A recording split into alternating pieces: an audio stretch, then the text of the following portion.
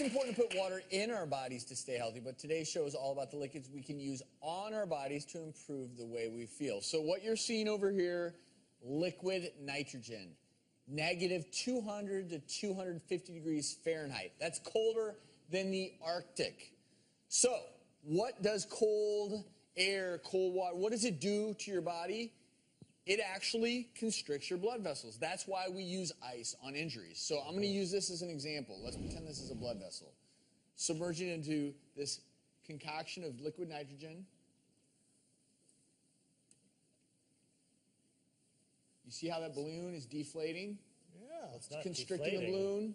Just the air is inside of it. Just like similar to a blood vessel. And then you get it out of the cold and your blood vessels will expand.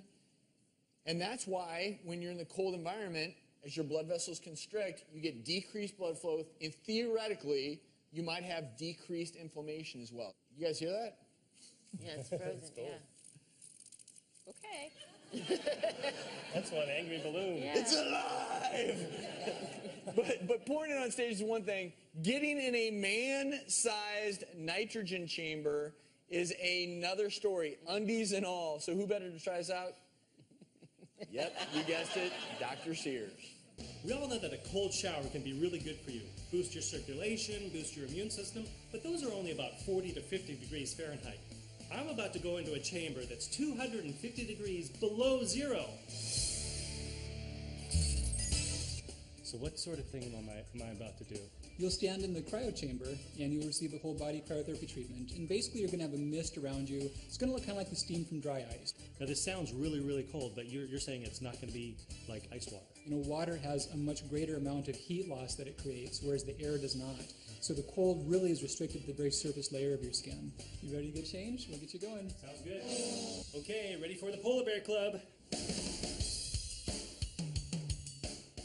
Oh boy, yeah, that is... We're going to go for 2.5 minutes. 2.5 minutes? 2.5 minutes. You can What? do it. How long has it been so far? So far it's been 60 seconds. Oh. So right now in Jim's body, what's going on is his blood is being redirected away from the small blood vessels in the extremities and towards his core, towards his organs. And that's going to stimulate the rate of tissue repair and help reduce the circulating levels of inflammation. And you're doing awesome. You've got about 30 seconds left. A little bit left. Are you getting a little bit of a shiver? Oh yeah. That's perfect. You want to get that right about at the end. Oh man. So we're down to the last few seconds. Okay, Woo! come on out. Okay, wow. Look at that. So how long did I do? You did the whole 2.5 minutes. That was phenomenal for your first Wow, time. first time, huh? Yeah. That felt like a long time. That was cold in there. So you've joined the Polar Bear Club. Polar Bear Club, man. Now, that was actually pretty cool. By the end of that 2.5 minutes, I was pretty darn cold. But, you know, right before I went there, I had done some other pretty vigorous exercising, and I was pretty darn sore. And after this therapy, I was actually pain-free, which was actually pretty cool. Really? You know, similar how you'd expect with an ice bath. But, So the you whole know, idea is that the cold, after a vigorous workout, even with certain injuries, these things are widely used in sports medicine to try to decrease inflammation. Yeah. There's definitely a theoretical benefit to this. A lot of this therapy now is being studied. yeah, there's a lot of studies going on, certain especially in sports Europe. injuries. Also, they're looking at it for atopic dermatitis, rheumatoid arthritis, especially in kids, even MS.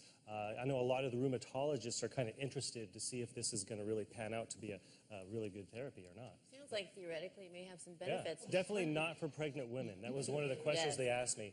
Are you pregnant? I said, pretty sure. No, definitely not. Well, Dr. Sears, thanks for once again being the cold guinea pig. You betcha. Yes.